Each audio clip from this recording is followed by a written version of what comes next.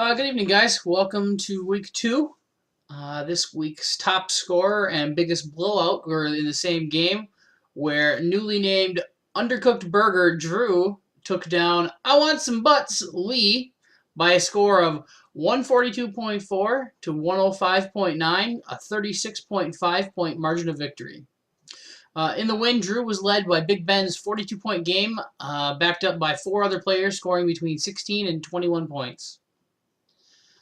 For Lee, Adam Thielen's big day versus Green Bay, 28.1 points, led the squad, but weak performances by the trio of Shady McCoy, Dion Lewis, and Adrian Peterson combined to score only 20.1 points, which could not help you keep up with the 49 points scored by Drew's trio of backs, Tevin Coleman, Christian McCaffrey, and Dalvin Cook.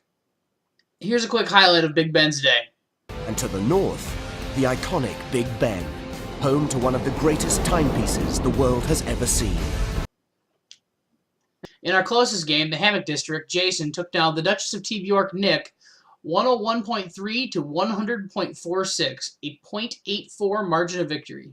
Jason was led to victory by Jared Goff's 21.36 points and DeAndre Hopkins' 20 points. Nick had the two top scoring individual performers in this matchup, getting 24.9 points from Michael Thomas in the starting lineup, and unfortunately 26.5 points from Matt Breida riding the pine. Nick could have easily won this matchup had he subbed in Russell Wilson for Andrew Luck this week. Luck was one of his keepers, but Wilson, who he drafted this year, outscored him by 3 points, or Matt Breida's 26.5 points off his bench. Jason's squad also featured the amazing antics of Dan Carlson this weekend. Here's a dramatic reenactment of Carlson's 35-yard attempt in overtime to beat Green Bay. 5, 23, skidoo,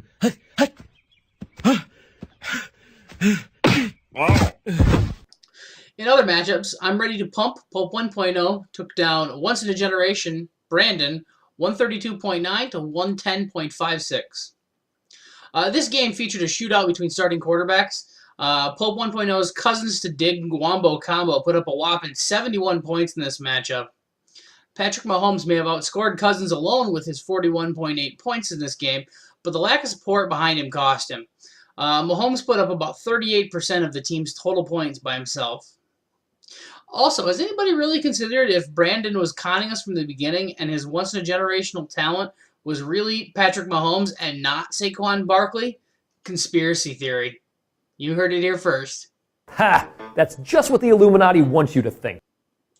In this week's matchup of alcohol-themed teams, Derek's Girlies Gone Wild outdrank Pope 2.0's Drunk Choir Boys 131.2 to 102. Clearly, this matchup proved that drunk sorority girls can outperform choir boys and not just in the drinking categories. Love you, man. No, man. I love you. The team captain was the top performer in this game, as Todd Gurley's 30.8 points led both teams in scoring. Matthew Stafford's bounce-back game of 27.7 points helped as well. For Pope 2.0, Deshaun Watson's 26 points and Nelson Aguilar's 19 points could not make up for the double zeros recorded by Jonnu Smith, Delaney Walker's backup, and Greg Zuerlein, who pulled his groin and was unable to kick in the Chargers' 34-0 win. Funkle Up, Alex defeated me, Justin Tucker Must Die, 129 to 109.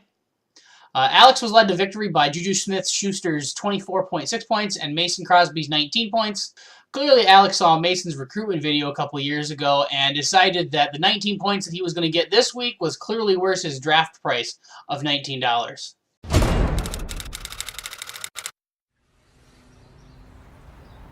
It's really only $2.59. They hate it when I do this. Check it out.